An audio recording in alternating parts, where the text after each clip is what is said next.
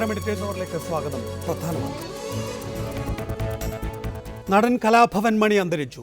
അന്ത്യം എറണാകുളത്തെ സ്വകാര്യ ആശുപത്രിയിൽ. വിടവാങ്ങിയത് തെന്നിന്ത്യൻ ചലച്ചിത്ര ലോകത്തെ തനത് പ്രതിഭ കൊണ്ട് വിസ്മയിപ്പിച്ച നടൻ. മെത്രാൻ കായൽ നിലം നികത്തലിൽ വിവാദം പുകയുന്നു. ഉത്തരവ് പിൻവലിക്കണമെന്ന് വി എം സുധീരൻ. LDF-ന്റെ കാലത്തും അനുമതി നൽകിയിട്ടുണ്ടെന്ന് മുഖ്യമന്ത്രി. ഇടത് സർക്കാർ വന്നാൽ തീരുമാനം പുനഃപരിശോധിക്കുമെന്ന് കോടിയേരി. പദ്ധതികൾക്ക് അനുമതി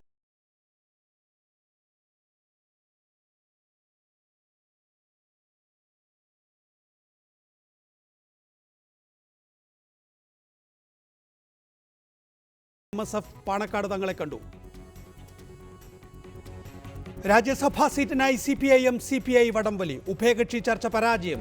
തെരഞ്ഞെടുപ്പിൽ ഇനി ചാവേറാകാനില്ലെന്ന് ചെറിയാൻ ഫിലിപ്പ്. ജയിക്കുന്ന സീറ്റ് നൽകണമെന്ന ചെറിയാന്റെ ഫേസ്ബുക്ക് പോസ്റ്റ്. മുസ്ലിം വ്യക്തി നിയമം സ്ത്രീവിരുദ്ധമെന്ന് ജസ്റ്റിസ് കമാൽ പാഷ. പുരുഷാധിപത്യ പ്രവണതകൾക്ക് കാരണം മതമേലധ്യക്ഷന്മാരുടെ സമീപനം. നിയമം പരിഷ്കരിക്കേണ്ട കാലം കഴിഞ്ഞു. ഏകീകൃത സിവിൽ കോഡിനെ കണ്ണടച്ചെതിർക്കേണ്ടതില്ല. വിശദമായി. മുസ്ലിം വ്യക്തി നിയമത്തിൽ സ്ത്രീകളോട് വിവേചനം നിലനിൽക്കുന്നതായി ജസ്റ്റിസ് കമാൽ പാഷ.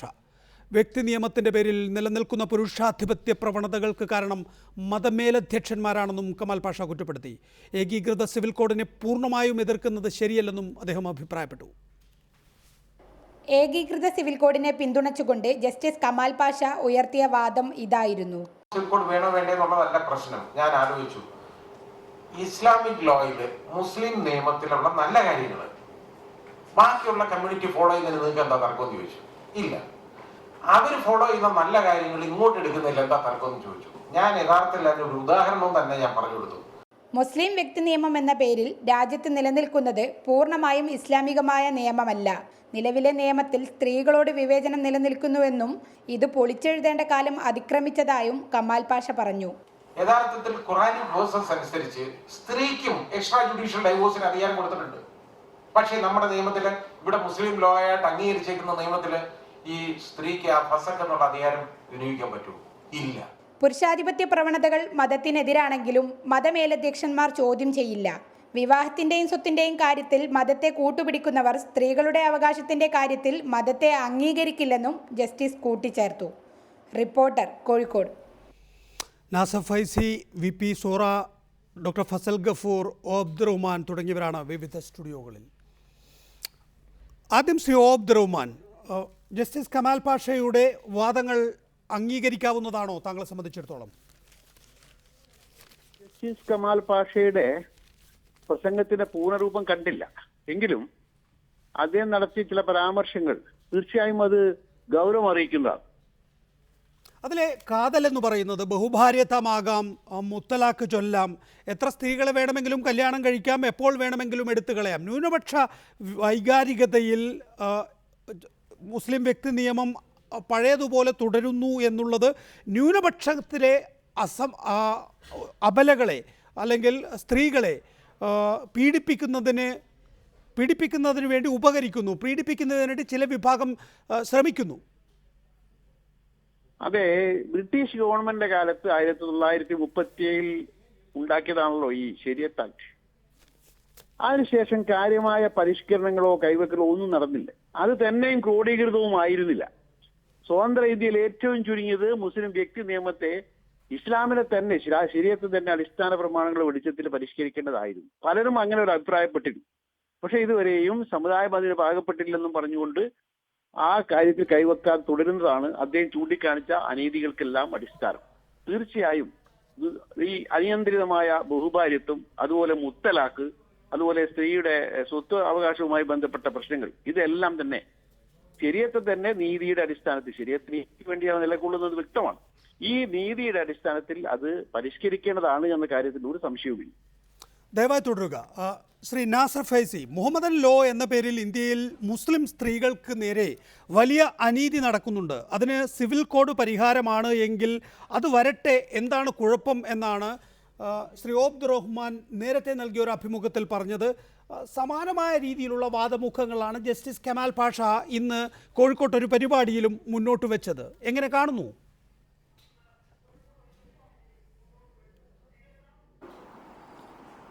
കഴിഞ്ഞ 30 വർഷമായി ചർച്ച നടന്നുകൊണ്ടിരിക്കുന്ന ഒരു വിഷയമാണ് ഏക സിവിൽ കോഡ്. അതിൽ കൂടുതലായിട്ടുണ്ടാവും. അന്നൊക്കെ വളരെ ഖണ്ഡിതമായി ഏക സിവിൽ കോഡിനെ എതിർക്കുകയും ഏക സിവിൽ കോഡിന്റെ സാധ്യതകൾ രാജ്യത്തിന്റെ സകല കാലത്തെയും വിലയിരുത്തിക്കൊണ്ട് ഏക സിവിൽ കോഡിന്റെ സാധ്യതകൾ നിരാകരിച്ച ബഹുമാനായ അബ്ദുറഹിമാൻ സാഹിബാണ് ഈ അടുത്തായിക്കൊണ്ട് ഏക സിവിൽ കോഡ് വരട്ടെ എന്ന വാദം മുന്നോട്ട് വെച്ചിട്ടുള്ളത്. ഇവിടെ ജസ്റ്റിസ് ആയിരുന്നാലും രാജ്യത്തിന്റെ പരമോന്നത നീതിപീഠത്തിൽ കൊണ്ടുണ്ടാവേണ്ട വാക്ക് കുറച്ച് കടന്നു പോകുന്നുണ്ടോ എന്നൊരു ആശങ്ക നിലനിൽക്കുകയാണ്. ഏക സിവിൽ കോഡ് പൂർണ്ണമായും നമ്മുടെ രാജ്യത്ത് അപ്രായോഗികമാണ്. ഏക സിവിൽ കോഡ് എന്ന് പറയുന്നവർ ഇന്ന് വരെ ഏക സിവിൽ കോഡിന്റെ രൂപം പോലും അവതരിപ്പിച്ചിട്ടില്ല. അത് സാധ്യമല്ല എന്നതിന്റെ വ്യക്തതയാണ് ഏക സിവിൽ കോഡ് വരില്ല, അല്ലെങ്കിൽ ഏക സിവിൽ കോഡിന്റെ രൂപം ഉണ്ടാക്കാൻ കഴിയില്ല എന്നത്. പൊതുവായി എല്ലാ ജനങ്ങൾക്കും അംഗീകരിക്കാവുന്ന ഒരു സിവിൽ കോഡ് വന്നാൽ ആ സിവിൽ കോഡിനെ ഒരു മതം അംഗീകരിക്കുമ്പോൾ മറ്റൊരു മതം എതിർക്കേണ്ടി വരും. അതുകൊണ്ട് രാജ്യത്തൊരു സിവിൽ കോഡ് ഉണ്ടാവുക എന്നത് രാജ്യത്തിന്റെ പൂർണ്ണരൂപം താങ്കൾ വായിച്ചിട്ടുണ്ടോ എന്ന് എനിക്കറിയില്ല. പക്ഷേ താങ്കളുടെ വാദം കേൾക്കുമ്പോൾ അത് വായിച്ചിട്ടില്ല എന്ന തോന്നലാണുള്ളത്. അദ്ദേഹം പറയുന്നത് ഒരു മാതൃകാ സിവിൽ കോഡ് പ്രഖ്യാപിക്കട്ടെ, അതിനകത്ത് സംവാദം നടക്കട്ടെ, എന്നിട്ട് യോജിക്കേണ്ടതിനോട് യോജിക്കുകയും എതിർക്കേണ്ടതിനെ എതിർക്കുകയും ചെയ്യാമല്ലോ. സിവിൽ കോഡ് ഇങ്ങനെ ആയിരിക്കുമെന്ന് പ്രഖ്യാപിക്കപ്പെട്ടാൽ അത് ചർച്ച ചെയ്യാൻ സാധിക്കുമല്ലോ എന്ന ചോദ്യമാണ് ശ്രീ അബ്ദുറഹ്മാൻ മുന്നോട്ട് വെക്കുന്നത്. ചർച്ച പോലും ചെയ്യാതെ അതിനെ എതിർക്കുന്നതിൽ അർത്ഥമില്ല എന്നും അദ്ദേഹം കൂട്ടിച്ചേർക്കുന്നു.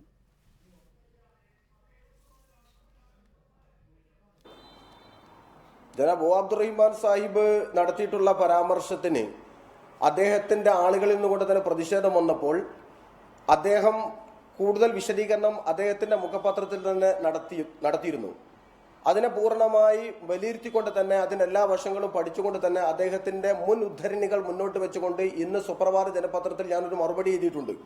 യഥാർത്ഥത്തിൽ ഏക സിവിൽ കോഡിനെ അനുവദിച്ചു കൊടുത്താൽ മുസ്ലിം വിരുദ്ധരും പുരോഗമനവാദികളുമായ ആളുകൾ, പുരോഗമന നാട്യേന വരുന്ന ആളുകൾ പൊളിച്ചെഴുത്തു നടത്തും. അതുകൊണ്ട് ആ വാതിൽ തന്നെ തുറക്കാൻ പാടില്ല. അതിനെ കൊട്ടിയടച്ചുകൊണ്ടാണ് അബ്ദുറഹിമാൻ സാഹിബ് മുമ്പ് അദ്ദേഹത്തിന്റെ പുസ്തകങ്ങളിൽ, അദ്ദേഹത്തിന്റെ ലേഖനങ്ങളിൽ എഴുതിയിട്ടുണ്ടായിരുന്നത്. ഈ അടുത്താണ് അദ്ദേഹം അന്ന് വിവാദങ്ങൾ നടന്ന സമയത്തോ ചർച്ചകൾ നടന്ന സമയത്തോ ഏക സിവിൽ കോഡിന്റെ ഒരു മാതൃക വരട്ടെ, എന്നിട്ട് ചർച്ചയാവട്ടെ, പറ്റുമെങ്കിൽ സ്വീകരിക്കാം അല്ലെങ്കിൽ നിരാകരിക്കാം എന്നൊരു വാദം അദ്ദേഹം നാളിതുവരെ മുന്നോട്ട് വെച്ചിട്ടില്ല. അന്ന് അദ്ദേഹം പറഞ്ഞത് ഏക സിവിൽ കോഡ് വരട്ടെ എന്ന വാദത്തെ നമ്മൾ അംഗീകരിച്ചാൽ അതിൽ പുരോഗമനവാദികൾ ദുർവ്യാഖ്യാനം ചെയ്ത് ഖുർആനെ ദുർവ്യാഖ്യാനം ചെയ്ത് ഖുർആനിൽ ബോഡി കരിക്കാൻ ഖുർആനിൽ വിരോധമില്ല എന്നതിനെ ഉയർത്തിപ്പിടിച്ച് ഖുർആന്റെ അടിസ്ഥാനത്തിൽ കൊണ്ട് തന്നെ മയ്യത്ത് ഡെഡ് ബോഡി കരിപ്പിക്കാം എന്ന് പോലുമുള്ള പുരോഗമനവാദം ഉയർന്നു വരും. അതുകൊണ്ട് അത്തരം വാദങ്ങളെ അംഗീകരിക്കാൻ കഴിയില്ല. ഏക സിവിൽ കോഡിന്റെ എല്ലാ സാധ്യതകളെയും നിരാകരിച്ചുകൊണ്ടാണ് അദ്ദേഹം മുൻനിലപാടെടുത്തത്.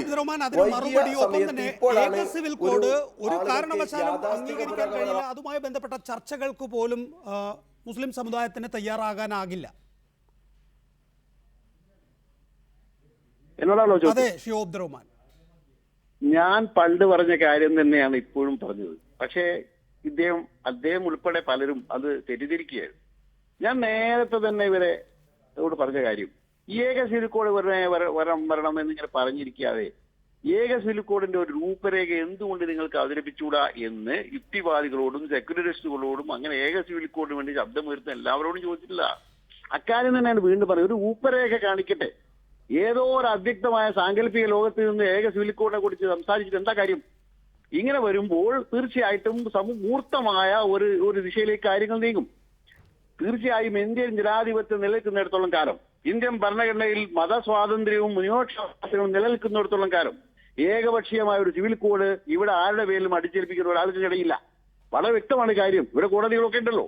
അപ്പൊ ഇങ്ങനെയുള്ള പരിസ്ഥിതിയിൽ ഏക സിവിൽ കോഡ് എന്ന് പറഞ്ഞു നടക്കാതെ അത് എന്താണെന്ന രൂപരേഖ ആരെങ്കിലും ഒരാൾ അല്ലെങ്കിൽ ഒരു കൂട്ടം ആളുകൾ അല്ലെങ്കിൽ ഗവൺമെന്റ് അവതരിപ്പിക്കട്ടെ എന്നാണ് ഞാൻ പറഞ്ഞത്. എന്റെ വിഷയം അന്നും ഇന്നും എപ്പോഴും ഒന്നാണ്. അതായത് നിലവിലുള്ള മുസ്ലിം വ്യക്തി നിയമത്തിൽ പരിഷ്കാരം ആവശ്യമാണ്. അത് ഞാൻ പറയുന്നതല്ല. ലോകത്തിലെ ഒട്ടേറെ മുസ്ലിം രാജ്യങ്ങളിൽ തന്നെ പരിഷ്കരണം നടന്നു കഴിഞ്ഞ കാര്യമാണ്. അതിന്റെ അടിസ്ഥാനത്തിലൊക്കെ പണ്ഡിതന്മാർ തന്നെ, എന്നെ പോലെയുള്ള ആളുകളല്ല, ആധികാരിക പണ്ഡിതന്മാർ തന്നെ മുൻകൈയെടുത്ത് അതിൽ പരിഷ്കരിക്കണം എന്നാണ് എന്റെ വാദം. രണ്ട് സംഭവങ്ങൾ അങ്ങനെ ഉണ്ടായിട്ടുണ്ട്. 1937 ശരീഅത്ത് ലോ അനുസരിച്ച് ഹനഫി മദ്ഹബിലെ ഫസ്ഖ് എന്ന് പറയുന്ന, അതായത് ഡിസൊല്യൂഷൻ ഓഫ് മാരേജ് എന്ന് പറയുന്നത് സാധ്യമല്ലായിരുന്നു. 1939 മൗലാന അഷ്റഫ് അലി താനബിയെ പോലെയുള്ള മഹാപണ്ഡിതന്മാർ ചേർന്ന് മാരേജ് ഡിസൊല്യൂഷന് അനുകൂലമായി ഏത് കാരണങ്ങളാൽ സ്ത്രീക്ക് വിവാഹം റദ്ദാക്കാനുള്ള അധികാരം പേഴ്സണൽ ലോ ചേർക്കുകയാണ് ചെയ്തത്. 1986 കൊണ്ടുവന്ന ജീവനാംശ നിയമവും, അതായത് മത്തായി വിവാഹമുക്തയായ സ്ത്രീക്കുള്ള അവകാശം, അത് ശരീഅത്തിന്റെ അടിസ്ഥാനത്തിൽ തന്നെ പ്രസിഡന്റ് ബോർഡ് മുമ്പോട്ട് വെച്ചു. രാജീവ് ഗാന്ധിയുടെ കാലത്ത് അത് നിയമമാവുകയും ചെയ്തു. ഇങ്ങനെയുള്ള നടപടികൾ സാധ്യമല്ല എന്ന് പറയുന്നത് എന്തർത്ഥമാണുള്ളത്? ഡോക്ടർ ഫസൽ ഗഫൂർ, പണ്ഡിതന്മാർ കാലോചിതമായി, പ്രത്യേകിച്ച് സമുദായത്തിനകത്തുള്ള പണ്ഡിതന്മാർ, സമുദായത്തിലെ പണ്ഡിതന്മാർ കാലോചിതമായി പരിഷ്കരിക്കേണ്ടതാണ് മുഹമ്മദൻ ലോ.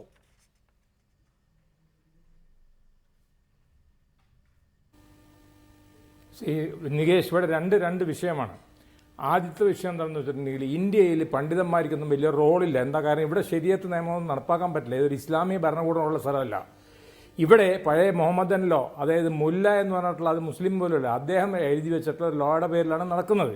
അതിൽ ഒരുപാട് അപാകതകൾ ഉണ്ടെന്നുള്ള എല്ലാ മുസ്ലിം സംഘടനകളും അംഗീകരിക്കുന്ന ഒരു കാര്യമാണ് അത്. പിന്നെ രണ്ടാമത് ഇവിടെ നടക്കുന്നത് എന്താ വെച്ചാൽ, സാംസ്കാരികമായി മുസ്ലിമുകൾ ഒന്നും ഇപ്പുറത്തെ വശത്ത് ഇസ്ലാമിക ശരീഅത്ത് വേറെ വശത്ത് ഉപയോഗിക്കുന്നു. ഉദാഹരണമായിട്ട് സ്ത്രീധനത്തിൻ്റെ കാര്യത്തിൽ ശ്രീ കമാൽ പാഷ പറഞ്ഞല്ലോ, എങ്ങനെ ഈ സ്ത്രീധനം വാങ്ങുന്ന കല്യാണങ്ങൾക്കൊക്കെ പണ്ഡിതന്മാർ പോയിട്ട് കല്യാണം നടത്തി കൊടുക്കുന്നു. അപ്പോൾ സ്ത്രീധനം വാങ്ങാൻ പാടില്ല. സ്ത്രീധനം അതേസമയം മെഹറിനെ പറ്റിയിട്ട്, ഉദാഹരണം മെഹറിൻ്റെ കാര്യം പറയുമ്പോൾ, ഇസ്ലാമിൽ കൊടുക്കാൻ പറഞ്ഞിട്ടുള്ള മെഹറാണ് ഇവർ കൊടുക്കുന്നത്, ഇവർ മെഹർ കൊടുക്കുന്നില്ലല്ലോ. അപ്പോൾ ഇങ്ങനെ ഇതൊരു വലിയ ബൃഹത്തായ ഒരു സബ്ജക്റ്റാണ്. അപ്പോൾ അതൊരു ഭാഗത്ത് നിൽക്കുമ്പോൾ ഇപ്പുറത്തെ ഭാഗത്ത് നടക്കുന്ന എന്താണെന്ന് വെച്ചാൽ, സംഘപരിവാർമാരുള്ള സംഘടനകൾ ഇതിവിടെ നടപ്പാക്കാത്തതിന് കാര്യം അത് ആർക്കും അറിഞ്ഞുകൂടാ. എന്താണ് ഈ സിവിൽ കോഡ് എന്ന് അറിഞ്ഞുകൂടാ.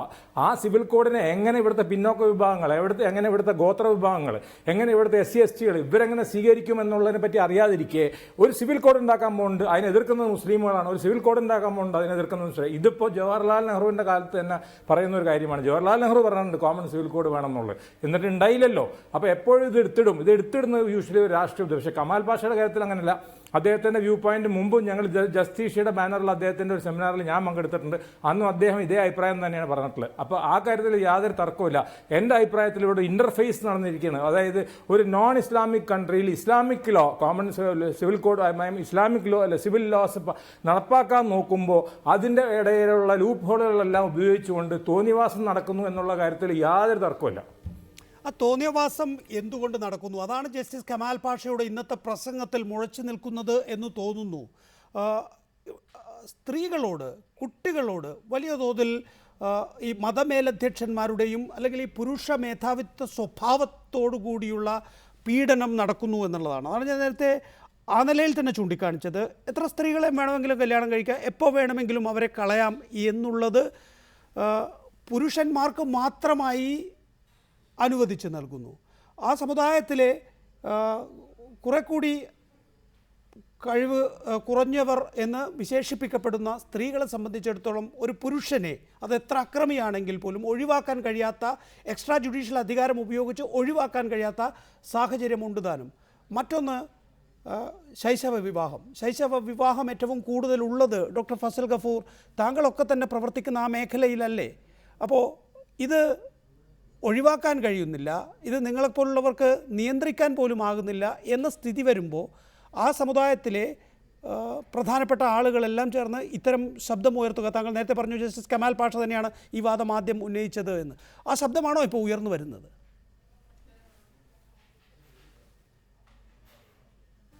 അല്ല, ഇവിടെ ഇസ്ലാമിൽ ശരിക്കും സ്ത്രീകൾക്ക് ഫസ്ക് എന്ന് പറഞ്ഞിട്ടുള്ള ചെയ്യാനായിട്ടുള്ള അധികാരമുണ്ട്. ആരാ പറഞ്ഞ് ഇല്ല എന്നുള്ളത്? അവർക്ക് ഈ അധികാരമുണ്ട്. പക്ഷേ എന്താ വെച്ചാൽ ഇന്ത്യൻ സിവിൽ കോഡിലോട്ട് ഇസ്ലാമിക് മുസ്ലിം സിവിൽ കോഡ് അങ്ങോട്ട് ചേർത്തപ്പോൾ, മുഹമ്മദൻ ലോ എന്ന പേരിൽ ചേർത്തപ്പോൾ ഇതിനൊക്കെ വളരെ അവ്യക്തത ഉണ്ട്. അതുകൊണ്ട് ഞാൻ അത് മാറ്റണം എന്നല്ല പറഞ്ഞു, ഒരു പുനർവായന ഇപ്പോൾ ആവശ്യമാണ്. ഇപ്പം ഇങ്ങനെ ഒരു ചർച്ച വന്ന അല്ലാതെ ഇതിന് പുനർവായനക്ക് പറയുമ്പോൾ അത് ഏതെങ്കിലും കോടതി അതിൻ്റെ ഒരു അംശം എടുത്തിട്ട് അതെടുത്ത് റദ്ദാക്കലല്ല. ഒരു പുനർവായന നടത്തിക്കൊണ്ട് എല്ലാ പണ്ഡിതന്മാരും ഇരിക്കട്ടെ, ഞങ്ങളെ വിളിക്കേണ്ട, ഞങ്ങൾ പണ്ഡിതന്മാരല്ലല്ലോ, പണ്ഡിതന്മാരെല്ലാവരും ഇരുന്നിട്ട് ഒരു പുനർവായന നടത്തിക്കൊണ്ട് മുഹമ്മദൻ ലോ ഇസ്ലാമിക് ശരീഅത്തും കൂടെ പൊരുത്തപ്പെട്ട് പോകുന്നുണ്ടോ ഇല്ലേ എന്നുള്ളതിനെ പറ്റിയിട്ട് ഒരു ചർച്ച തീർച്ചയായിട്ടും ഇവിടെ വേണം. അല്ലാതെ മാറ്റണമെന്നോ തിരിക്കണമെന്നൊന്നും ഞാൻ പറയുന്നില്ല. ഒരു ചർച്ച 100% ഇവിടെ ആവശ്യമാണ്. കാരണം മേരി റോയ് കേസിലെ കാര്യത്തിൽ നമുക്ക് ക്രിസ്ത്യാനികളുടെ ഇടയിൽ ചർച്ച വന്നതിനെ പറ്റിയിട്ട് നമുക്കറിയാം, ഹൈന്ദവ സമുദായത്തിൻ്റെ ഇടയിൽ വന്നിട്ടുള്ള ചർച്ചകൾ നമുക്കറിയാം, മറ്റേ നമ്മുടെ ഹിന്ദു മറ്റേ മാരേജ് ആക്ട് മറ്റുള്ള കാര്യങ്ങളിലൊക്കെ വന്നിട്ടുള്ള നമുക്കറിയാം. അപ്പോൾ ആ നിലക്ക് ഇതൊരു ചർച്ച ആയിക്കോട്ടെ. പക്ഷെ അതിന് പകരമായിട്ട് നേരത്തെ ഞാനൊരു ചെറിയ രണ്ട് തിരുത്ത് പറഞ്ഞുകൊണ്ട് ഞാൻ അവസാനിപ്പിക്കുക. ഒന്ന്, ബഹുഭാര്യത്വം ഹിന്ദുക്കളിലാണ് ശതമാനം കൂടുതൽ, 6.5 ഇന്ത്യയിൽ. മുസ്ലിങ്ങളുടെ ഇടയിൽ 5.5 ഉള്ളൂ. അതെന്താ കാരണം വെച്ചാൽ ഗോത്ര വിഭാഗങ്ങളുടെ ഇടയിലും SC/ST ഇടയിലും ബഹുഭാര്യത്വമുണ്ട്. അത് നമ്മൾ അംഗീകരിച്ച് അവരപ്പോൾ ഒരു ഹിന്ദുക്കളല്ല എന്ന് പറയാൻ പാടില്ല. രണ്ടാമത് ശൈശവ വിവാഹത്തിൻ്റെ കാര്യം നമുക്കറിയാം. ശൈശവ വിവാഹം ഒരുപാട് ജാട്ട്, രാജ്പുട്ട് ഇങ്ങനെയുള്ള വിഭാഗങ്ങളുടെ ഇടയിൽ അവരുടെ ഇടയിൽ ഉണ്ടായിട്ടുണ്ട്.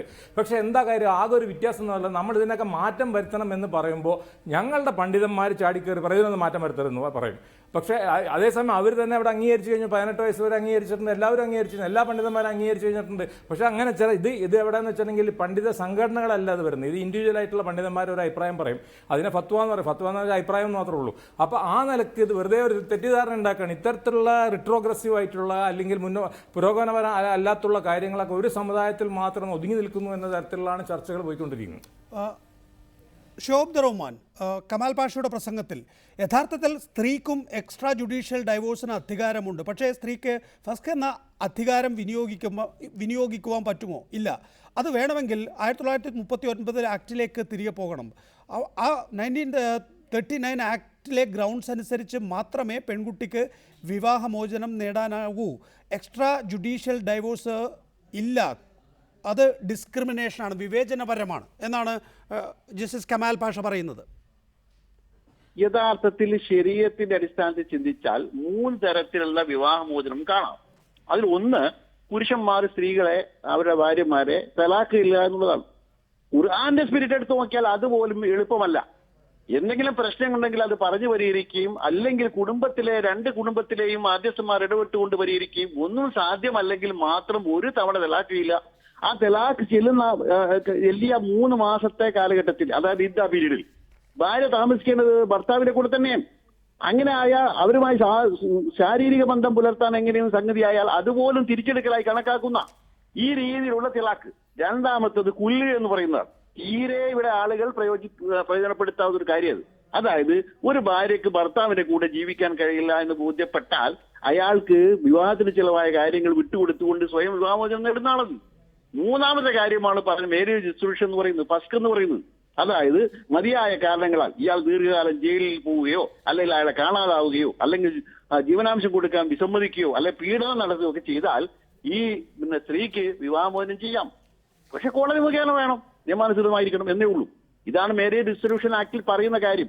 ഇതുപോലും പക്ഷേ നേരത്തെ മുസ്ലിം സ്ത്രീകൾക്ക് ഈ ഇന്ത്യൻ നിയമപ്രകാരം അനുവദിക്കപ്പെട്ടിരുന്നില്ല.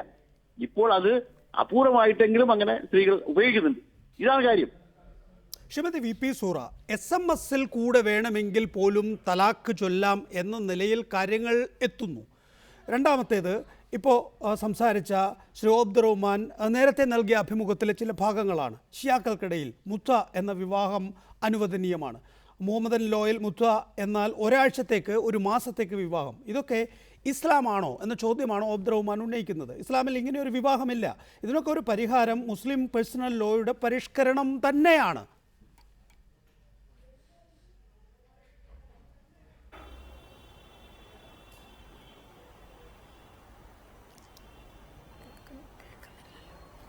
പറയൂ, എൻ്റെ ചോദ്യമായിരുന്നു അത് ശ്രീമതി വി പി സൂറ. പകുതി ഭാഗം മാത്രമേ കേട്ടിട്ടുള്ളൂ, പകുതി ഭാഗം കേൾക്കുന്നില്ല. എന്നാലും പറയാം. ഇല്ല, ഞാനത് ഒരിക്കൽ കൂടി ആവർത്തിക്കാം. ശ്രീമതി വി പി സൂറ, ഇക്കാര്യത്തിൽ സ്ത്രീകളോട് മുസ്ലിം പേഴ്സണൽ ലോയുടെ പരിഷ്കരണം ആവശ്യപ്പെടുന്ന ജസ്റ്റിസ് കമാൽ പാഷ ആയിക്കൊള്ളട്ടെ, ശ്രീ ഓബ്ദ് റഹ്മാൻ ആയിക്കൊള്ളട്ടെ, മുസ്ലിം സ്ത്രീകളോട് വലിയ തോതിൽ വിവേചനം കാണിക്കുന്നു എന്നാണ്. നേരത്തെ പറഞ്ഞതുപോലെ ബഹുഭാര്യത്വത്തിനും തലാഖിനും മുത്തലാഖിനും വളരെ നിസ്സാരമായ കാരണങ്ങൾ മാത്രമാണ് പുരുഷ മേധാവിത്വം മുന്നോട്ട് വെക്കുന്നത്. നേരത്തെ പറഞ്ഞതുപോലെ SMS വേണമെങ്കിൽ തലാഖ് ചൊല്ലാം എന്ന സ്ഥിതിവിശേഷമുണ്ട്. ഇവിടെ ഞാൻ നേരത്തെ ഷോബ്ദ് റഹ്മാനെ ഉദ്ധരിച്ചത് ഷിയാക്കൾക്കിടയിൽ മുത്ത എന്ന വിവാഹം അനുവദനീയമാണെന്നാണ്. അതൊരാഴ്ചയോ ഒരു മാസത്തേക്കോ നീണ്ടു നിൽക്കുന്ന വിവാഹമാണ് എന്ന് ഷോബ്ദ് റഹ്മാൻ ചൂണ്ടിക്കാണിക്കുന്നു. അത് ഇസ്ലാമികമല്ല എന്നും അദ്ദേഹം പറയുന്നു. ആ നിലയിൽ മുസ്ലിം സ്ത്രീകളോട് ഈ മുസ്ലിം പേഴ്സണൽ ലോയുടെ പരിഷ്കരണം നിഷേധിക്കുന്നവർ യഥാർത്ഥത്തിൽ വിവേചനമാണ് കാട്ടുന്നത്.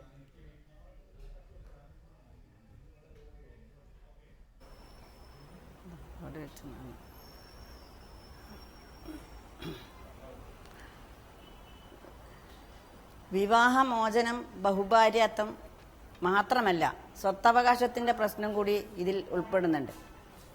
അത് ഏറ്റവും പ്രധാനപ്പെട്ട ഒരു കാര്യമാണ്.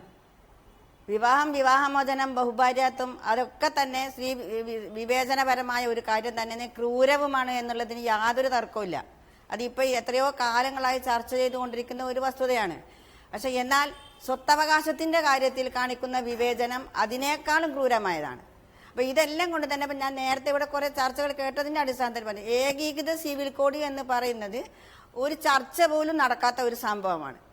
ഇന്ന് പ്രത്യേകിച്ചും ഫാസിസത്തിന്റെ കൊടികുത്തി വാഴുന്ന ഒരു ഭരണാധികാരികൾ ഇവിടെ ഉള്ള കാലത്തോളം നമുക്ക് ഇത്തരം അവരുടെ അജണ്ട എന്ന നിലയിൽ ഇതിനെ അനുകൂലിക്കാൻ പറ്റില്ല എന്നുള്ളത് ഒരു വസ്തുതയാണ്. അതോടൊപ്പം തന്നെ ഏകീകൃത സിവിൽ കോഡ് എന്ന് പറയുമ്പോൾ അത് എന്താണ് എന്ന് ഏതെങ്കിലും ഒരു രാഷ്ട്രീയ പാർട്ടികളോ ഏതെങ്കിലും വ്യക്തികളോ ഏതെങ്കിലും ഒരു മതസംഘടനകളോ അതിനെപ്പറ്റി ചർച്ച നടത്തിയിട്ടുണ്ടോ? അതിൽ എന്തൊക്കെ വിവേചനങ്ങൾ ഉണ്ട് എന്ന് നമ്മൾക്കറിയോ? ഇതൊന്നുമല്ല. നമ്മൾ ആവശ്യപ്പെടുന്ന ഒരേ ഒരു കാര്യം, ഭരണഘടന അനുവദിക്കുന്ന തുല്യമായ അവകാശം സ്ത്രീകൾക്ക് കിട്ടണം. അത് പിന്നെ വിവാഹത്തിൻ്റെതായാലും വിവാഹത്തിന് സ്ത്രീക്ക് യാതൊരു റൈറ്റും ഇല്ല. ഒരു കരാറ് മാത്രമാണ് നിക്കാഹ് എന്ന് പറയുന്നത്. 18 വയസ്സ് പൂർത്തിയാവാത്ത ഒരു കുട്ടിക്ക് ഒരു കരാറിൽ ഒപ്പിടാൻ എന്ത് അധികാരമാണുള്ളത്? അത് ഏതെങ്കിലും ഒരു പുരുഷൻ, ബാപ്പ ഇല്ലെങ്കിൽ ആങ്ങള, ആങ്ങള അല്ലെങ്കിൽ വേറെ ഏതെങ്കിലും ഒരാൾ, അതല്ലെങ്കിൽ കാളിമാർ നിക്കാഹ് ചെയ്തു കൊടുക്കുക. ഈ കുട്ടി ഇതൊന്നും അറിയുന്നില്ല. ഇവിടെ ഇടതുപക്ഷ ഭരണകാലത്ത് ഒരു വിവാഹ രജിസ്ട്രേഷൻ നിയമം വന്നു. അതിൻ്റെ വികലമായ ആ നിയമത്തെക്കുറിച്ച് ആരും ചർച്ച ചെയ്യപ്പെടുന്നില്ല. കാരണം വിവാഹം നടത്തിക്കൊടുത്ത് കഴിഞ്ഞിട്ട് എത്രയോ ദിവസം കഴിഞ്ഞാൽ മാത്രമേ രജിസ്റ്റർ ചെയ്യാൻ പറ്റുന്നുള്ളൂ. ഇത് ഈ കുട്ടി അറിയുന്നില്ല. അവസാനം ഞങ്ങളടുത്ത് തന്നെ പല കേസുകളും വന്നിട്ടുണ്ട്. എങ്ങനെ ഈ വിവാഹ രജിസ്ട്രേഷൻ അവർ ആവശ്യം വരുന്നത് ഒന്നുകിൽ വിവാഹ മോചനത്തിന്റെ ആവശ്യം വരുമ്പോൾ കോടതിയിലേക്ക് പോകുമ്പോൾ, അല്ലെങ്കിൽ പാസ്പോർട്ട് എടുക്കേണ്ടി വരുമ്പോൾ, അല്ലെങ്കിൽ വേറെ എന്തെങ്കിലും സ്വത്ത് വിൽക്കേണ്ടി വരുമ്പോൾ, ഇത്തരം ഒരു സാഹചര്യത്തിൽ മാത്രമാണ് ഇവർ അറിയുന്നത് തന്നെ ഇങ്ങനെ ഒരു വിവാഹ രജിസ്ട്രേഷൻ ഉണ്ട് എന്നുള്ളത്. അപ്പൊ ഇത്തരം വികലമായ ഒരു വിവാഹ രജിസ്ട്രേഷനെ കൊണ്ട് എന്ത് ഗുണമുള്ളത് ഇവിടെ? അപ്പൊ മതാചാര പ്രകാരമുള്ള വിവാഹ രജിസ്ട്രേഷൻ ഒക്കെ നടത്തിയാലും അതിനുശേഷം മാത്രമേ രജിസ്ട്രേഷൻ നടത്തൂ എന്നുള്ളത് കൊണ്ട് തന്നെ സ്ത്രീന്റെ ഒരു ഒപ്പ് അതിൽ വരുന്നില്ല. അതിന് ശേഷമാണ് വരുന്നത്. അപ്പോഴേക്ക് ചിലപ്പം 18 വയസ്സ് കുട്ടിക്ക് പൂർത്തിയായിട്ടുണ്ടാവും, ചിലപ്പം വിവാഹ മോചനം നടത്തിയിട്ടുണ്ടാവും. ഇങ്ങനെ ഒരുപാട് കാര്യങ്ങളുണ്ട്. അതുകൊണ്ട് തന്നെ ഞങ്ങൾ ആവശ്യപ്പെടുന്നത് ഭരണഘടന അനുവദിക്കുന്ന എല്ലാ വിധത്തിലുള്ള തുല്യ നീതിയും സ്ത്രീകൾക്കും ലഭിക്കണം. അത്തരത്തിലുള്ള ഒരു നിയമ നിർമ്മാണമാണ് ഇവിടെ വേണ്ടത്.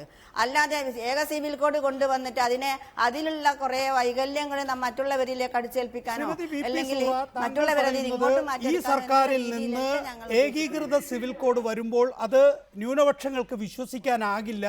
പകരം തുല്യനീതി ഉറപ്പുവരുത്തുന്ന മുസ്ലിം പേഴ്സണൽ ലോയുടെ പരിഷ്കരണമാണ് ആവശ്യം.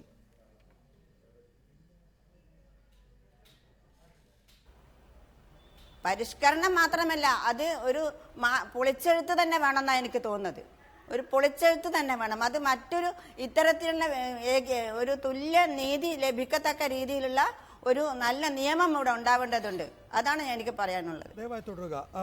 ഇവിടെ ശ്രീ അബ്ദുറഹ്മാൻ, ബഹുഭാര്യത്വത്തെക്കുറിച്ചും മുത്തലാഖിനെ കുറിച്ചും മാത്രം പറഞ്ഞാൽ പോരാ, സ്വത്തവകാശ പ്രശ്നം കൂടിയുണ്ട്. അതെ, സ്വത്തവകാശ പ്രശ്നം എന്ന് പറയുന്നത് ഒരു ഇസ്ലാമിക് സെറ്റപ്പിൽ അങ്ങനെ ഒരു പ്രശ്നമില്ല. കാരണം എന്താ വെച്ചാൽ സ്ത്രീയുടെ എല്ലാ അവകാശങ്ങളും വകവെച്ചു കൊടുക്കുന്ന, എല്ലാ അർത്ഥത്തിലും അവർക്ക് നീതി ലഭ്യമാക്കുന്ന ഒന്നാണ് ഇസ്ലാമിക ശരീഅത്ത്. അത് പ്രകാരമുള്ള സ്വത്തവകാശം അവർക്ക് നൽകുകയും ചെയ്തിരിക്കും. പക്ഷേ ഇന്നത്തെ സാഹചര്യം അതല്ല.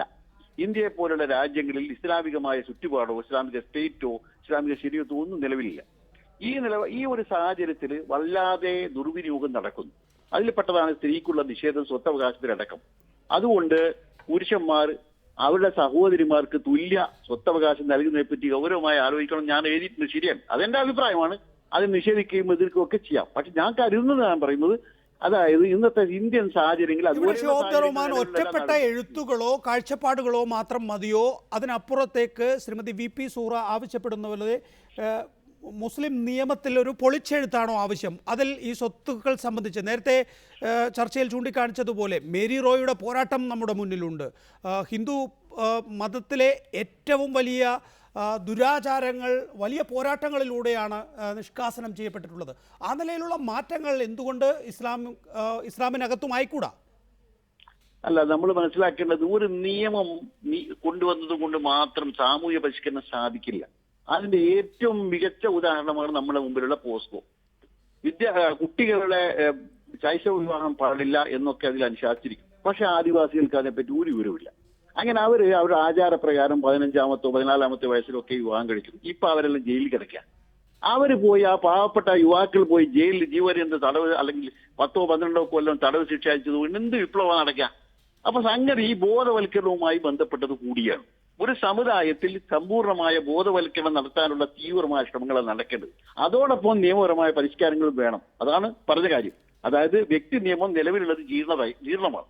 ആ കാര്യം പണ്ഡിതന്മാർ തന്നെ പരിശോധിച്ച് ശരീരത്തിന്റെ സ്പിരിറ്റിനുള്ള നീതി എന്ന വിധത്തിൽ അത് ഒന്ന് മാറ്റി, അത് പൊളിച്ചെഴുതണമോ മാറ്റി എഴുതണമെന്നൊക്കെ പറയുന്ന ഒരു വാക്ക് മാത്രമേ ഉള്ളൂ. അത് പരിഷ്കരിക്കണം. അത് നീതിക്ക് അനുസൃതമായിരിക്കുകയും വേണം. കാരണം ശരീരത്തെ രീതിയിൽ അധിഷ്ഠിതമാണ്.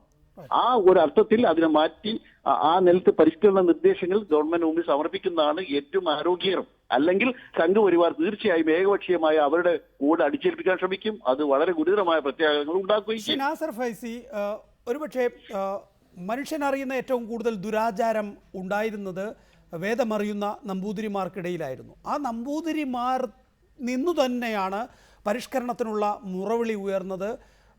അതൊരു വിപ്ലവമായി പടർന്നു. അങ്ങനെ നമ്പൂതിരിമാരും മനുഷ്യന്മാരായി. സമാനമായ വിധത്തിൽ ഇത്തരം പരിഷ്കരണങ്ങൾ അത് കാലഘട്ടം ആവശ്യപ്പെടുന്നതാണ്. അതിനോട് എന്തുകൊണ്ട് സമുദായത്തിലെ ചിലരെങ്കിലും, പ്രത്യേകിച്ച് മതപണ്ഡിതന്മാർ, പുറംതിരിഞ്ഞു നിൽക്കുന്നു?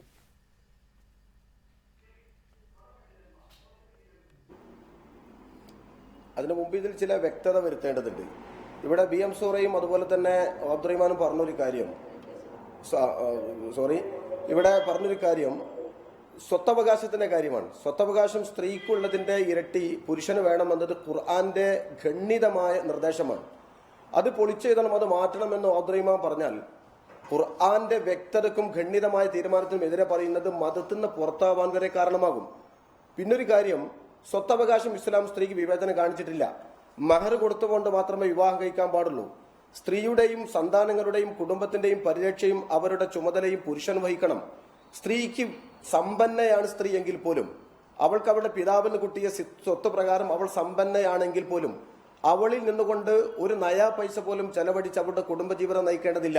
പൂർണ്ണമായും പുരുഷൻ വഹിക്കണം എന്ന് പറയുമ്പോൾ പുരുഷന്റെ ചെലവും സ്ത്രീയുടെ ചെലവും മക്കളുടെ ചെലവും കുടുംബത്തിന്റെ ഉത്തരവാദിത്വവും വീടും എല്ലാം പുരുഷൻ വഹിക്കുമ്പോൾ ആ പുരുഷന് സ്വത്തിന്റെ ഇരട്ടി സ്ത്രീക്ക് കിട്ടേണ്ട, സഹോദരിക്ക് കിട്ടേണ്ടത് സഹോദരന് ഇരട്ടി കിട്ടണമെന്ന് പറയുന്നത് അത് സ്ത്രീക്ക് കലങ്കിയേക്കിയിട്ടുള്ള ഏറ്റവും വലിയ ഔദാര്യമാണ്. യഥാർത്ഥത്തിൽ ഇതാണോ നടക്കുന്നത്? ഒന്ന്, സ്ത്രീകളുടെ സ്ത്രീധന പണം വാങ്ങിയാണ് പുരുഷന്മാർ ശേഷജീവിതം നയിക്കുന്നത്. ഒന്ന്. രണ്ട്, പക്ഷേ സ്ത്രീകൾക്ക് അതിൽ നിന്നുള്ള പങ്ക് കിട്ടുമ്പോൾ പുരുഷന്റെ പകുതി. ഇത്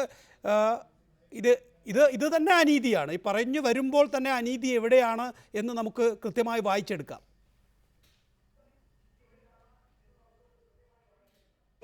ഇതിന് ഞാൻ പറയട്ടെ, കാര്യങ്ങൾ ഞാൻ പറയാം.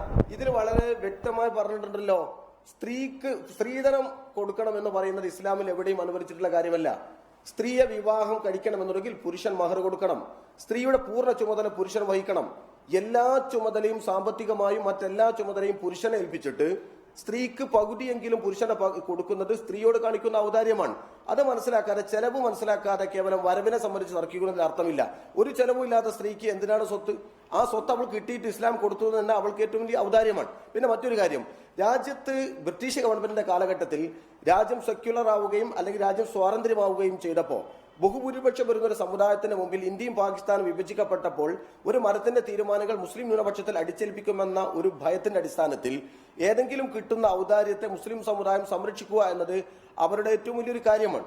അതുകൊണ്ട് മുഹമ്മദ് ഭരണഘടനയിൽ തന്നിട്ടുള്ള അവകാശത്തെ ചർച്ച ആവശ്യമുണ്ട് എന്ന് തോന്നുന്നു. ഒരു കാലഘട്ടത്തിലും ശ്രീമതി VP സൂറ എന്തോ പറയാൻ ശ്രമിക്കുകയായിരുന്നു. ശ്രീ നാസർ ഫൈസി പറയുന്നതിനോട് യോജിക്കാനാകുന്നുണ്ടോ ശ്രീമതി സൂറയ്ക്ക്? ഇല്ല, യോജിക്കാനാവാത്ത ഒരുപാട് ഘടകങ്ങളുണ്ട്. ഈ സ്വത്തവകാശം എന്ന് പറയുന്നത് ഇതിൽ പുരുഷന് പകുതി കിട്ടുന്ന ഒന്ന് കിട്ടുമ്പോൾ സ്ത്രീക്ക് പകുതി കിട്ടുന്നതിനേക്കാൾ അധികം മറ്റൊരു കാര്യം കൂടിയുണ്ട്.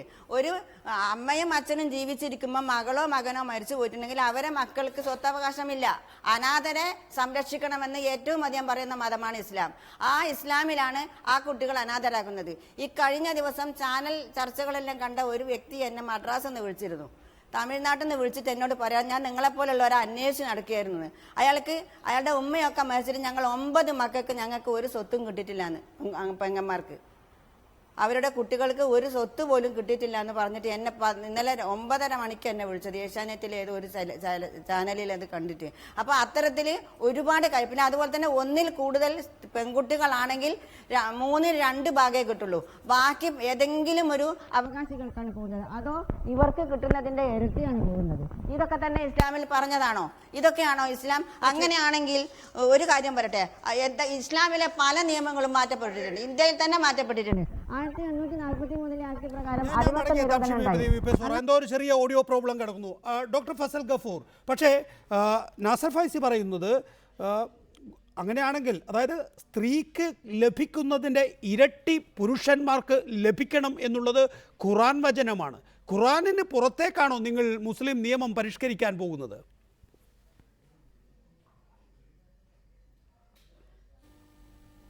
അതായത് നാസർ ഫൈസി പറഞ്ഞതിൽ കുറേയൊക്കെ നമുക്ക് യോജിക്കാൻ പറ്റും. കാരണം അത് ശരിക്കും ഖുറാനിലുള്ളത് തന്നെയാണ് അയാൾ പറയുന്നത്. അതെന്താ സംഭവം എന്ന് വെച്ചിട്ടുണ്ടെങ്കിൽ, ആ കാലഘട്ടത്തിൽ കംപ്ലീറ്റ് ഈ പറഞ്ഞ മാതിരി എല്ലാ ചെലവും വഹിച്ചിരുന്നതും കൊണ്ടാടുന്നിരുന്നതും എല്ലാ കാര്യവും പുരുഷൻ ചെയ്യണമെന്നാണ്.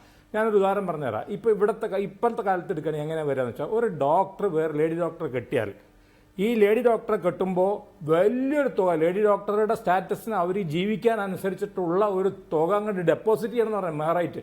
ഇവർ ചെയ്യണമാതിരിയല്ല, ഇവരൊരു 5000 രൂപ 10000 രൂപയുടെ സ്വർണ്ണം കൊടുത്തിട്ട് പറയും ഇത് മെഹർ. അങ്ങനെയല്ല, ആ പെൺകുട്ടിക്ക് ജീവിക്കാനുള്ള സാഹചര്യം ഒരു ഫിക്സഡ് ഡെപ്പോസിറ്റുമായി തന്നെ സ്വത്ത് അല്ലെങ്കിൽ വരുമാനം ഒന്ന് കൊടുക്കണം. അതിൻ്റെ പേരാണ് മെഹർ. രണ്ടാമത്തത്, ഈ പെൺകുട്ടി ലേഡി ഡോക്ടറാണെന്ന് വിചാരിച്ചോ, ഒരൊറ്റ പൈസ പോലും ആ പെൺകുട്ടിയുടെ സ്വത്തിൽ നിന്ന് എടുക്കാൻ പാടില്ല. അത് നടത്തി വീട്ടു ചെലവിനായിട്ട് അത് മുഴുവൻ ആ കുട്ടിയുടെ പേരിൽ തന്നെ ഇടണം. അതിവിടെ നടക്കുന്നുണ്ടോ? അപ്പം അത് പിന്നെ മറ്റത് ഡിവിഷൻ, ഒരു മ്യൂച്വൽ ഫണ്ട് മാതിരിയാണ് കൊടുത്തിരിക്കുന്നത്. പകുതി മാതാവിൻ്റെയും പിതാവിൻ്റെയും പകുതി സ്വത്ത് പെൺകുട്ടികൾക്ക്, ഭർത്താവിൽ നിന്ന് 12%, മക്കളിൽ നിന്ന് ഇത്ര ശതമാനം. ഇത് ഭയങ്കര കോംപ്ലിക്കേറ്റഡ് ആയിട്ടുള്ള സംഭവമാണ്. അങ്ങനെ കോംപ്ലിക്കേറ്റഡ് ആയിരിക്കെ തന്നെ ഞാൻ സൂറ പറഞ്ഞതിനോട് പൂർണ്ണമായിട്ട് യോജിക്കേണ്ട ഒരു കാര്യത്തിൽ എവിടെയെന്ന് വെച്ചിട്ടുണ്ടെങ്കിൽ, എൻ്റെ ബ്രദറിനോ കേന്ദ്രമന്ത്രിയായിരുന്ന എ റഹീം, എൻ്റെ മകൻ ഒരു കാർ അപകടത്തിൽ മരിച്ചപ്പോൾ പിന്നീട് സ്വത്തവകാശത്തിൻ്റെ കാര്യം വന്നപ്പോൾ ആ കുട്ടിക്ക് ഒന്നും കിട്ടിയില്ല. കാരണം വെച്ചാൽ പിതാവില്ലാതെ പിതാവിൻ്റെ പിതാവ് ജീവിച്ചിരിക്കുന്നു എന്നുള്ള നിലക്ക് ഓട്ടോമാറ്റിക്കലി ആ കുട്ടിക്കൊന്നും കിട്ടിയില്ല എന്നുള്ള വസ്തുത ഞാൻ ഇവിടെ സൂറയുടെ പങ്കുവെക്കുകയാണ്. അത് സത്യമാണ്. അതേമാതിരി തന്നെ സൂറ പറഞ്ഞ മറ്റേ കാര്യം സത്യമാണ്. 1/3 സ്വത്ത് അല്ല, ഒരു പെൺകുട്ടികൾ മാത്രമുള്ള ഒരു കുടുംബത്തിൽ അതിൽ സ്വത്തിൻ്റെ 1/3 മറ്റുള്ള കുടുംബാംഗങ്ങൾക്ക് പോയി. ഈ പെൺകുട്ടികളാണെങ്കിൽ കിട്ടില്ല, ആൺകുട്ടികളുണ്ടെങ്കിൽ മാത്രമേ പൂർണ്ണമായിട്ട് കിട്ടുള്ളൂ. അപ്പോൾ ഇതെല്ലാം വളരെ വ്യക്തമായിട്ട് പഠിക്കേണ്ടതായിട്ടുള്ള ഒരു വിഷയമാണ്. എൻ്റെ മാറ്റൊരാൾ അതിന് പഠിക്കാൻ അത്ര എനിക്ക് പഠിക്കാൻ പറ്റില്ല. കാരണം ഇത് ഫിഖ് എന്ന് പറയുന്ന ഒരു സംഭവമായി ഇസ്ലാമിക് ജൂറിസ്പ്രുഡൻസ് കറക്റ്റായിട്ട് അറിയണം. അതിൽ എത്ര ശതമാനം ഖുറാനിലുണ്ടെന്നുള്ള അറിയണം, എത്ര ശതമാനം ഹദീസിലുണ്ടെന്നുള്ള അറിയണം. അതൊക്കെ പണ്ഡിതന്മാർ തമ്മിൽ യോജിപ്പോൾ. പക്ഷേ ഞാനൊരു കാര്യം കൂടെ പറയാം. പാകിസ്ഥാനിൽ വരെ, അയൂബ് ഖാൻ്റെ കാലഘട്ടത്തിൽ വരെ പാകിസ്ഥാനിൽ ഈ മുത്തലാഖ് എടുത്തു കളഞ്ഞു. സ്വത്തവകാശത്തിൻ്റെ കാര്യത്തിൽ വേറെ പല തീരുമാനങ്ങളും ഉണ്ടായി. അപ്പോൾ ഇതിന് റീഫോം ഉണ്ടാവില്ല എന്നുള്ളത് ഞാൻ പറയില്ല. പക്ഷേ ഇവിടെ ഉള്ള പ്രശ്നം എന്താ വെച്ചിട്ടുണ്ടെങ്കിൽ, റീഫോം എന്ന് പറയുമ്പോഴത്തേനും ഉടനെ കോമൺ സിവിൽ കോഡിന് എടുത്തുകൊണ്ടിരും. കോമൺ സിവിൽ കോഡല്ല ഇവിടെ വേണ്ടത്. ഇസ്ലാമിക ശരീഅത്തിൽ എന്തെങ്കിലും അപകടങ്ങളുണ്ടോ ഇന്ത്യയിൽ നടപ്പാക്കിയത്, പ്രത്യേകിച്ച് മുഹമ്മദൻ ലോയിൽ ഉണ്ടോ, അത് സ്ത്രീകൾക്ക് വിവേചനപരമാണോ എന്നുള്ള കാര്യം വേണച്ചാൽ കോടതി പരിശോധിക്കട്ടെ. അതായിരിക്കണം ശ്രീ കമാൽ പാഷ പറഞ്ഞത് എന്നാണ് ഞാൻ മനസ്സിലാക്കുന്നത്. അല്ല കോമൺ സിവിൽ കോഡ് വേണമെന്ന് ശ്രീ കമാൽ പാഷ പറഞ്ഞതെന്ന് ഞാൻ വിശ്വസിക്കുന്നില്ല. ശ്രീ അബ്ദുറഹ്മാൻ, ഈ കോമൺ സിവിൽ കോഡ് പരിഷ്കരണം എന്ന് പറയുന്നത് ആരാണ് ചെയ്യേണ്ടത്? കോടതികൾ പോലും, ജസ്റ്റിസ് കമാൽ പാഷയുടെ പ്രസംഗത്തിൽ തന്നെ പറയുന്നത്, സുപ്രീം കോടതി പോലും ഒരു മുള്ള എന്ന ഫാർസിയുടെ നിയമം ആണ് അനുസരിച്ച് മുന്നോട്ട് പോകുന്നത് എന്ന് പറയുമ്പോൾ സമുദായത്തിൽ നിന്ന് അത്തരത്തിലൊരു ആവശ്യം ഉയർന്നു വന്നിട്ടില്ല എന്നുള്ളതും ഒരു പ്രധാനപ്പെട്ട ഘടകമായി കാണേണ്ടതുണ്ട്. അതുകൊണ്ട് കോടതികൾ ന്യൂനപക്ഷ വിഭാഗത്തെ വെറുതെ അവരുടെ വികാരം ഉണർത്തേണ്ടതില്ല എന്ന തോന്നലിൻ്റെ അടിസ്ഥാനത്തിൽ ഈ നിയമം പരിഷ്കരിക്കുന്നത് ആവശ്യപ്പെടാതിരിക്കുകയാണോ? അല്ല, ഈ കോമൺ സിവിൽ കോഡ് എന്ന് പറയുന്ന മാതിരി എളുപ്പമുള്ള കാര്യമല്ല. ഇന്ത്യയിലെ വ്യത്യസ്ത മത വിഭാഗങ്ങൾ അവരെല്ലാം പുലർത്തി വരുന്ന അല്ലെ തുടർന്ന് വരുന്ന വിവാഹമോചന സ്വത്തവകാശ നിയമങ്ങളും കീഴ്വഴക്കങ്ങളും ഒക്കെ ഉണ്ട്. അതെല്ലാം അടിച്ചുടച്ച് ഒരേക സിവിൽ കോഡ് ഉണ്ടാക്കുക എന്നുള്ള കാര്യം ഭരണഘടനാ ശില്പികൾ തന്നെ ആ കാര്യം ഏറ്റെടുത്തിട്ടില്ല. അവരങ്ങനെ പീഠികയിൽ എഴുതി വെച്ചൊന്നു. ബാക്കി പിന്നീട് വന്ന ആരും അത് കണക്കിലെടുത്തിട്ടേ ഇല്ല. പിന്നെയും ഇങ്ങനെ മുസ്ലിമീങ്ങളെ അല്ലെങ്കിൽ മുസ്ലിം ന്യൂനപക്ഷത്തെ ഞെട്ടിപ്പിക്കാൻ വേണ്ടിയിട്ട് ഇടയ്ക്കിടയ്ക്ക് ഏക സിവിൽ കോഡ് ഇങ്ങനെ പറഞ്ഞുകൊണ്ടിരിക്കും. അതുകൊണ്ടാണ് ഞാൻ പറഞ്ഞത്, അതിന്റെ ഒരു മാതൃക, ഒരു രൂപരേഖ മുമ്പിൽ വരട്ടെ. വെറുതെ ഇങ്ങനെ പുലി വരുന്നേ എന്ന് പറയുന്ന മാതിരി ഇങ്ങനെ പേടിപ്പിക്കേണ്ട കാര്യമില്ലെന്നുള്ള കാര്യമാണ്. അതല്ല മുഖ്യ വിഷയം. യഥാർത്ഥത്തിൽ വിഷയം മുസ്ലിം വ്യക്തി നിയമത്തിന്റെ പരിഷ്കരണമാണ് എന്ന് ഞാൻ കാര്യം വീണ്ടും ഊന്നി പറയും. തീർച്ചയായും ഖുർആന്റെ അധ്യാപനങ്ങളെ ഒരു മുസ്ലിം എതിർക്കുന്ന പ്രശ്നമേ ഇല്ല. അക്കാര്യം ഞാൻ എഴുതിയതാ. ഖണ്ഡിതമായി ഖുർആനിൽ പറഞ്ഞ കാര്യങ്ങൾ ആരും ചോദ്യം ചെയ്യുന്നില്ല. പക്ഷേ ഖുർആൻ നീതിയുടെ ഗ്രന്ഥമാണ്. നീതി പരിപാലിക്കാം എന്ന് തന്നെയാണ് ശരീഅത്ത് ഇറക്കിയത്. അപ്പൊ ഈ ശരീഅത്തിന്റെ നീതിയുടെ വ്യവസ്ഥ പക്ഷേ ഇതേപോലുള്ള രാജ്യങ്ങളിൽ നിരന്തരമായി ലംഘിക്കപ്പെടുന്നു. അതിനുമാണെങ്കിൽ എത്ര തന്നെയും ഉദാഹരണങ്ങൾ ഞാൻ പറയാതെ തന്നെ എല്ലാവർക്കും അറിയുകയും ചെയ്യുന്ന കാര്യമാണ്. അപ്പൊ ഈ നീതിയുടെ ലംഘനം, അനീതി എന്ന് പറയുന്നത് സാർവത്രികമായിരിക്കും. ഇത്തരം വിഷയങ്ങൾ ഇന്ത്യയിൽ നടപ്പാക്കുമ്പോൾ നമ്മൾ എന്തെല്ലാം കരുതലുകൾ എടുക്കണമെന്നതിനെ പറ്റി പണ്ഡിതന്മാർ ആലോചിക്കുന്ന ഒരു പുനരാലോചന ആവശ്യമാണെന്നേ പറഞ്ഞിട്ടുള്ളൂ. ആകപ്പാടെ ഈ പറയുന്ന രീതിയിൽ ഒന്നും അനങ്ങാതിരുന്നാൽ അനീതി തുടരും, സ്ത്രീകളുടെ മുറവിളി ഉയരും. പിന്നീട് സംഭവിക്കുക ഏക സിവിൽ കോഡ് മുഖം നോക്കാതെ നടപ്പാക്കുക എന്നതായിരിക്കും.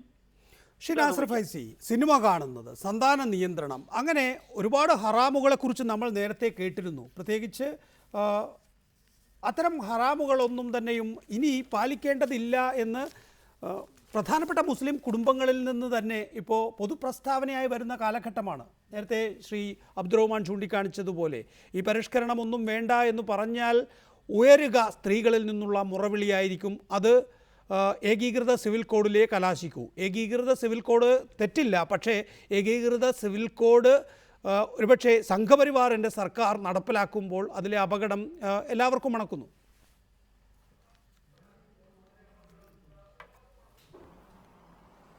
ഏകീകൃത സിവിൽ കോഡ് നടക്കില്ല എന്ന് മാത്രമല്ല, അത് സങ്കല്പിക്കാൻ പോലും സാധ്യമല്ല. ഇത് ഏകീകൃത സിവിൽ കോഡ് വരട്ടെ എന്ന് പറയുന്ന ആളുകൾ കോഴിക്ക് സ്ഥലം വരട്ടെ എന്ന് വാദിക്കുന്ന പോലെയാണ്. കാരണം അങ്ങനെ ഒരു രൂപം ഇന്ത്യൻ കൾച്ചറിൽ രൂപപ്പെട്ടു വരില്ല. ഇനി അഥവാ വന്നാൽ തന്നെ അത് ഏക സിവിൽ കോഡല്ല, അത് നാനാത്വത്തിൽ ഏകത്വത്തിന്റെ മറ്റൊരു പതിപ്പാണ്. ഞാൻ ചോദിക്കുന്നത്, പല ഘട്ടങ്ങളിലും പരിഷ്കരണം ഉണ്ട് എന്ന് ഈ ചർച്ചയിൽ പങ്കെടുക്കുന്ന അതിഥികളെല്ലാം വാദിക്കുന്നു. ഇപ്പോൾ തന്നെ നമ്മുടെ മുന്നിലുള്ള ഹറാം എന്തൊക്കെയായിരുന്നോ നേരത്തേത്, അതൊക്കെ തന്നെയും ഇപ്പോൾ ഹറാം അല്ലാതായി വരുന്നു. അപ്പോൾ മനുഷ്യൻ പുരോഗമിക്കുന്നതിനനുസരിച്ച് ചില കാര്യങ്ങളിൽ, ആചാരങ്ങളിൽ മാറ്റം വരുന്നു, നിയമങ്ങളിലും സ്വാഭാവികമാണ് ആ മാറ്റം. അതിനെ എന്തുകൊണ്ട് അടച്ചെതിർക്കുന്നു? ആ അടച്ചെതിർക്കുന്നത് കാര്യങ്ങൾ മറ്റൊരു രീതിയിലേക്ക് കൊണ്ടുചെന്നെത്തിക്കും.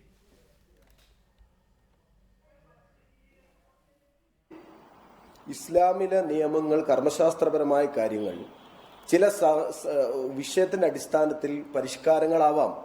ഇവിടെ പരിഷ്കാരം എന്ന് പറയുന്ന പദത്തോടുള്ള വിമുഖതയോ അതല്ലെങ്കിൽ അത്തരം സാധ്യതകളുള്ള എതിർപ്പോ അല്ല. ഇവിടെ പരിഷ്കരണം വേണമെന്ന് പറയുന്ന ആളുകൾ എന്തിനെ മാനദണ്ഡമാക്കിയാണ് പരിഷ്കരിക്കുന്നത്? ഓരോ ഖുർആൻ വ്യാഖ്യാതാക്കളും അവരുടെ ഇഷ്ടത്തിനനുസരിച്ച്, ഇപ്പോൾ അബ്ദുറഹ്മാന്റെ ഭാഷയിൽ അദ്ദേഹം ജമാഅത്തെ ഇസ്ലാമിയുടെ മൗദൂദി നിയമത്തിന്റെ അടിസ്ഥാനത്തിൽ കൊണ്ട് പരിഷ്കരിക്കണമെന്ന് പറയും. ഇവിടെ സുഹറയെ പോലുള്ള ആളുകൾ അവരുടെ ഫെമിനിസത്തെ ബേസിക് ചെയ്തുകൊണ്ട് പരിഷ്കരിക്കണമെന്ന് പറയും. ഇപ്പൊ ഞങ്ങൾ പറയുന്ന കാര്യം, ഇന്ത്യൻ ഭരണഘടന പറയുന്ന മുഹമ്മദൻ ലോയിൽ പറയുന്ന മദ്ഹബ്, ഹനഫി മദ്ഹബ്, ഷാഫി മദ്ഹബ്, ബഹുഭൂരിപക്ഷം വരുന്ന മുസ്ലിമീങ്ങളും അംഗീകരിക്കുന്നതാണ് മദ്ഹബ്. ആ മദ്ഹബിനെ ബേസിക് ആക്കി അതിനെ മാനദണ്ഡമാക്കി പരിഷ്കാരങ്ങളാവാം. അല്ലാതെ തോന്നുന്നവർക്കൊക്കെ പരിഷ്കാരം എന്ന് പറയുമ്പോൾ നടക്കുന്ന പൊളിച്ചെയ്ത്തിനെയാണ് ഞങ്ങൾ ആശങ്കപ്പെടുന്നത്. ഇവിടെ മുത്വാ വിവാഹത്തെ ഇസ്ലാം ഓരോ വിഭാഗവും, മുസ്ലിങ്ങൾക്കിടയിലുള്ള വിഭാഗങ്ങൾ വ്യത്യസ്ത ആചാരങ്ങൾ, വ്യത്യസ്ത നിയമങ്ങൾ കൊണ്ടു നടക്കും. നേരത്തെ ഒരു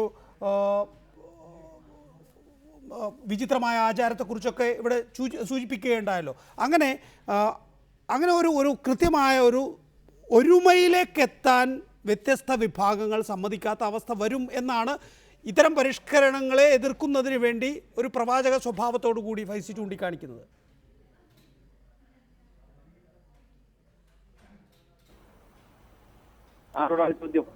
ശ്രീമതി വി പി സൂറ,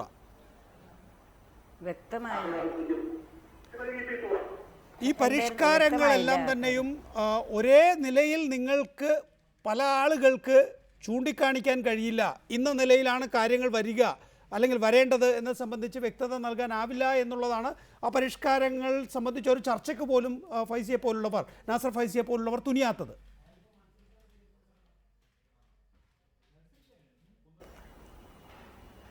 ഓരോ കാലഘട്ടത്തിൻ്റെയും കാലഗതിക്കനുസരിച്ചിട്ട് പല നിയമങ്ങളും, ഇസ്ലാമിലെ തന്നെ പല നിയമങ്ങളും മാറ്റപ്പെട്ടിട്ടുണ്ട്. ഇതിലൊന്നും തന്നെ അങ്ങനെയാണെങ്കിൽ ഇന്ന് ഉമർ ഭരണാധികാരിയായിരുന്ന ഹസ്രത്ത് ഉമർ ഭരണാധികാരിയായിരുന്ന കാലത്ത് കട്ടവന്റെ കൈ വെട്ടരുത് എന്ന് പറഞ്ഞു. അതുപോലെ തന്നെ ക്രിമിനൽ പ്രൊസീജിയർ കോഡ് ഇവിടെ വന്നു. ഇതൊക്കെ തന്നെയാണെങ്കിൽ ഇന്നിപ്പോൾ ഇവിടുത്തെ പുരുഷന്മാർ തന്നെയായിരിക്കും ഈ വ്യഭിചാരത്തിനൊക്കെ കൂടുതലായിട്ട് കൊല ചെയ്യപ്പെടുക. അപ്പോൾ ഇത്തരത്തിലുള്ള നിയമങ്ങളൊക്കെ മാറ്റപ്പെടുമ്പോഴും ഈ ഒരു സ്ത്രീകൾക്ക് വിവേചനപരമായ നിയമങ്ങൾ മാത്രം ഇവിടെ ഉണ്ടാക്കി അത് തന്നെ നിലനിർത്തണമെന്ന് ആഗ്രഹിക്കുന്നതിൻ്റെ പിന്നിലുള്ള ഒരവസ്ഥ ഇത് രാഷ്ട്രീയക്കാരുടെ ഒരു ആവശ്യമാണ്. ഈ ഒരു വ്യക്തി നിയമം, ശരീഅത്ത് നിയമം എന്ന പേരിൽ ഇതിവിടെ വെച്ചുകൊണ്ട് മാത്രമേ അവർക്ക് അധികാരത്തിന് വേണ്ടി മുറവിളി കൂട്ടാൻ പറ്റുള്ളൂ. അതുകൊണ്ട് തന്നെയാണ് ഈ സാധനം ഇവിടെ തന്നെ വെക്കണം, ഇതിലൊരു പരിഷ്കാരവും പറ്റില്ല, ഇതൊരു തരത്തിലും മാറ്റാൻ പാടില്ല, കാലാകാലം ലോകാവസാനം വരെ സ്ത്രീകൾ ഇതൊക്കെ അനുഭവിച്ചുകൊണ്ടിരിക്കുക. എത്ര കാലം ഇത് സഹിക്കണ്ടേ പറ? നമ്മളെ പെൺകുട്ടികൾ എത്ര കാലം സഹിക്കണം? പെണ്ണുങ്ങളെല്ലാം അനാഥരാക്കിയിട്ട് എന്താ കിട്ടാൻ പോണത്? ഇതാണോ ഇസ്ലാം? അങ്ങനത്തെ ഇസ്ലാം എന്തിനാ നമുക്ക്? സ്ത്രീകളെ മുഴുവൻ നിരത്തിലിറക്കുന്ന ഇസ്ലാം എന്തിനാ നമുക്ക്? ഇസ്ലാം നബി എല്ലാ കാര്യത്തിലും നമുക്ക് പറഞ്ഞു തന്നിട്ടുണ്ട്. ഒരുമിച്ച് ജീവിക്കാനുള്ള എല്ലാ അധികാര കേന്ദ്രങ്ങളിലും സഹാബി എന്നതിന് സഹാബിയത്താക്കിയിട്ട് നബിയുടെ സഹാബിയത്ത് എന്ന പേര് നൽകി നബിയോടൊപ്പം ഇരുന്ന് ചർച്ച ചെയ്യാനുള്ള അവസരം വരെ ഉണ്ടാക്കി. ഇന്ന് മുസ്ലിം ലീഗ് ഒരു സ്ഥാനാർത്ഥിയെ വെച്ചിട്ടുണ്ടോ? കാന്തപുരത്തിന്റെ വോട്ട് കിട്ടോ? അപ്പൊ ഇതൊക്കെ ഈ വെച്ച് പുലർത്തുന്നത് ഈ സ്ത്രീകളെ കഷ്ടപ്പെടുത്താൻ വേണ്ടി, അധികാരത്തിന് വേണ്ടി ഒരു വടിയായി ഉയർത്തിക്കൊണ്ടുവരാൻ വേണ്ടി മാത്രമാണ്, അടിക്കാനുള്ള ഒരു വടിയായിട്ട് വെക്കാൻ വേണ്ടിയാണ് ഈ വ്യക്തിനെ ഇവിടെ നിലനിർത്തണമെന്ന് ഇവർ ആവശ്യപ്പെടുന്നത്. ഇതിനെ ഒരിക്കലും അനുവദിക്കാൻ പറ്റില്ല. ഞങ്ങൾ സുപ്രീം കോടതിയിലേക്ക് പോയിട്ടുണ്ട്. ഞങ്ങൾ പറഞ്ഞത് ഭരണഘടന അനുസരിച്ചുള്ള തുല്യനീതി നമുക്ക് ലഭിക്കണം. അതിന് മരണം വരെ പോരാടും. കഴുത്ത് പോണെങ്കിൽ പോട്ടെ. ഈ പുറത്ത് വരുമ്പോഴൊന്നും തിരിച്ച് വീട്ടിലേക്ക് വരാമെന്ന് വന്നിട്ടൊന്നും ഞങ്ങളാരും പുറത്തേക്ക് വരാറില്ല. അത് എന്നായാലും സംഭവിക്കും, അത് പോട്ടെ. പക്ഷേ ഇത്തരം സ്ത്രീകളോട് കാണിക്കുന്ന, കുഞ്ഞുങ്ങളോട് കാണിക്കുന്ന അനീതിക്കെതിരെ മരണം വരെ പോരാടാൻ തന്നെ ഞങ്ങൾ തീരുമാനിച്ചിട്ടുണ്ട്. ഡോക്ടർ ഫസൽ ഗഫൂർ, VP സൂറയോട് ഐക്യദാർഢ്യം പ്രകടിപ്പിച്ചാണോ താങ്കളുടെ ഈ ചിരി?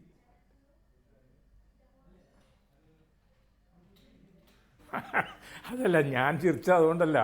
സൂറ ഷഹീദാവാൻ പോകണമെന്നൊക്കെ പറഞ്ഞതിനെ കൊണ്ടാ. സൂറാനൊന്നും ആരും ചെയ്ത് നോക്കല്ല. ഇവിടെ ഈ രാജ്യത്ത് അഭിപ്രായ സ്വാതന്ത്ര്യമൊക്കെ ഉണ്ട്. ഒരാൾ ഞാൻ ചിലപ്പോൾ യോജിക്കണമെന്നില്ല സൂറ പറഞ്ഞത്, പക്ഷെ സൂറാക്ക് പറയാനുള്ള അധികാരത്തെ വോൾട്ടയർ പറഞ്ഞാൽ I will defend to the end of my life a right to say so. അപ്പോൾ അതിനെ പറ്റിയിട്ട് യാതൊരു തർക്കവുമില്ല. ഞാൻ ചിരിച്ചുകൊണ്ടിരുന്നിരുന്നത് അതല്ല. ഇവിടെ ഞാൻ നോക്കുമ്പോൾ പല സ്ത്രീകൾ സ്ത്രീധനം വാങ്ങുന്നുണ്ട്, അവർക്ക് മെഹറും കിട്ടുന്നുണ്ട്, അവരെ പെൺകുട്ടികളെ മെഡിക്കൽ കോളേജിൽ കോടികളോ ചേർക്കണമുണ്ട്, അവരെ പെൺകുട്ടികൾ പഠിച്ച് ഡോക്ടർമാരും എഞ്ചിനീയർമാരും ആവണമുണ്ട്.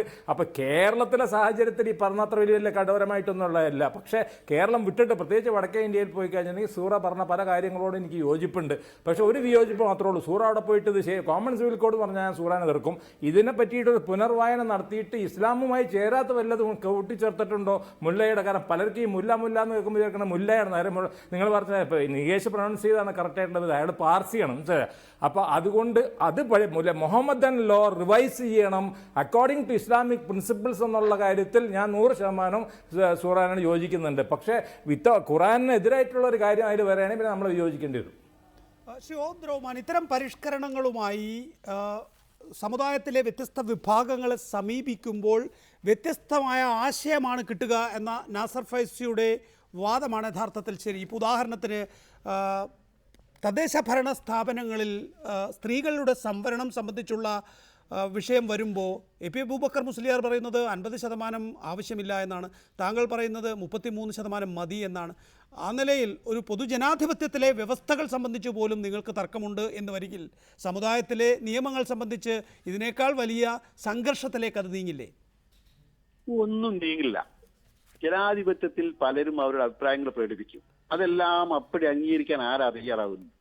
തെളിവുകളും ന്യായങ്ങളും സാഹചര്യങ്ങളും എല്ലാം പഠിച്ച ശേഷം വിദഗ്ധരാണ് അവസാനമായി നിയമനിർമ്മാണം നടത്തുന്നത്.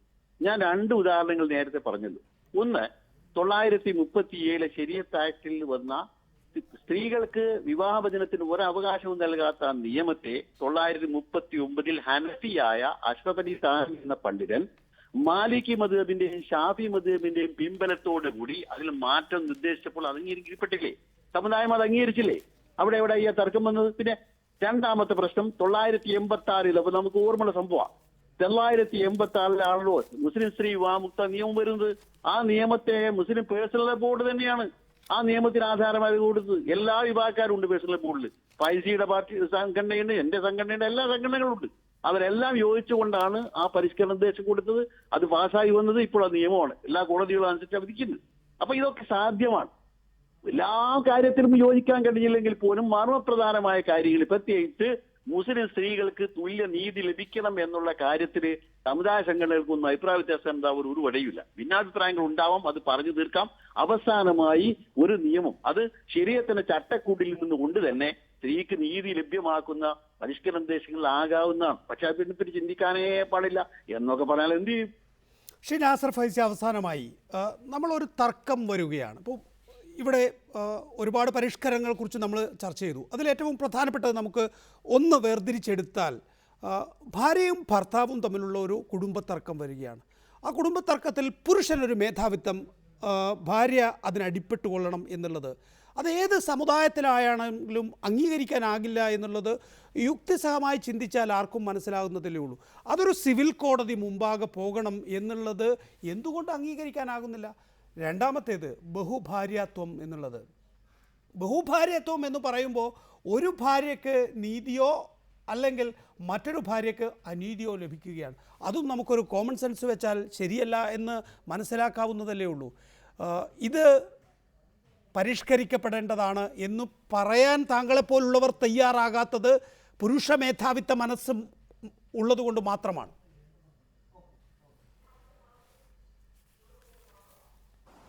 പുരുഷ മേധാവിത്വം ഇല്ല നികേഷ്. പുരുഷ മേധാവിത്വം എന്ന് പറയുന്നതിന്റെ അർത്ഥം പുരുഷനെ അനുസരിക്കുകയും പുരുഷനെ അംഗീകരിക്കുകയും ചെയ്യലല്ല. പുരുഷൻ സ്ത്രീയെ അടിമയാക്കുമ്പോൾ മാത്രമാണ് പുരുഷ മേധാവിത്വം ഉണ്ടാകുന്നത്. ഇവിടെ സൂചിപ്പിക്കപ്പെട്ടതുപോലെ ഇവിടെ മുസ്ലിം ലീഗ് കുറച്ച് സ്ഥാനാർത്ഥികളെ നിർത്തി അതിൽ വനിതയില്ല എന്നതിന് ആകുലപ്പെടുന്നവര്, ഇവിടെ മറ്റു രാഷ്ട്രീയ പാർട്ടികൾ എത്ര വനിതാ മുഖ്യമന്ത്രിമാരെ നിർത്തി, എത്ര മുഖ്യമന്ത്രിമാരിവിടെ കഴിഞ്ഞുപോയി? ഏതെങ്കിലും ഒരു വനിതാ മുഖ്യമന്ത്രിയെ കൊണ്ടുവന്നോ? നമുക്കറിയാം, ഗൗരിയമ്മ പോലും സ്ത്രീയാണതിന്റെ പേരിലും മറ്റൊരു ജാതിയാണതിന്റെ പേരിൽ നിരാകരിക്കപ്പെട്ടില്ലേ? അതേ സംബന്ധിച്ചുകൊണ്ട് ആരെങ്കിലും പറഞ്ഞോ? ഇപ്പോ സ്ത്രീക്ക് അംഗീകരിക്കുകയും സ്ത്രീക്ക് സുരക്ഷിതത്വം നൽകപ്പെടുകയും ചെയ്യുന്നുണ്ടല്ലോ. ഇസ്ലാമിൽ അബ്ദുറഹിമാൻ പറയുമോ സ്ത്രീ വിവേചനമുണ്ടെന്ന്? ഒരു പ്രവാചകന്മാരിൽ ഒരൊറ്റ സ്ത്രീ പോലും അള്ളാഹു അവതരിപ്പിച്ചിട്ടില്ല. അത് സ്ത്രീയോടുള്ള വിവേചനമല്ല. പുരുഷനാണ് ഭരണകർത്താവേണ്ടത്. പുരുഷനെ സംബന്ധിച്ചിടത്തോളം അത് അംഗീകരിച്ചു കൊടുക്കണം. വീട്ടിന്റെ നാഥൻ പുരുഷനാണ്. ആ പുരുഷൻ സ്ത്രീ പുരുഷനെ അംഗീകരിക്കുക എന്ന് പറയുന്നത് സ്ത്രീയെ അടിമയാക്കുക എന്നല്ല. സ്വത്തവകാശത്തിന്റെ കാര്യം എന്ന പോലെ മറ്റു പല കാര്യങ്ങൾക്കും സ്ത്രീ പുരുഷനെ സംബന്ധിച്ചിടത്തോളം അവരുടെ പുരുഷന്റെ നിർദ്ദേശങ്ങൾ അംഗീകരിക്കാൻ സ്ത്രീ ബാധ്യസ്ഥയാണ് എന്നതിന്റെ അടിസ്ഥാനത്തിൽ സ്ത്രീയുടെ അഭിപ്രായം പുരുഷൻ പരിഗണിച്ചുകൂടാ എന്നല്ല. സ്ത്രീയുടെ അഭിപ്രായം കൂടി പരിഗണിച്ചുകൊണ്ട് വേണം ജീവിതത്തെ മുന്നോട്ട് പോകാൻ. ബഹുഭാര്യത്വം പുരുഷന് നടത്താം, പക്ഷെ സ്ത്രീക്ക് ബഹുഭർത്തൃത്വം പാടില്ല എന്ന് പറയുന്നത് അത് അപ്രായോഗികമാണ്, അശാസ്ത്രീയമാണ്.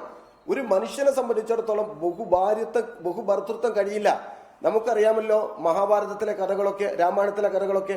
ഒരു വേള ഒരു സ്ത്രീയെ 5 ആളുകൾ ഉപയോഗിക്കുന്ന അവസ്ഥ വന്നപ്പോൾ ഉണ്ടായ കലഹം നമ്മൾ വേദങ്ങൾ വായിച്ചതല്ലേ?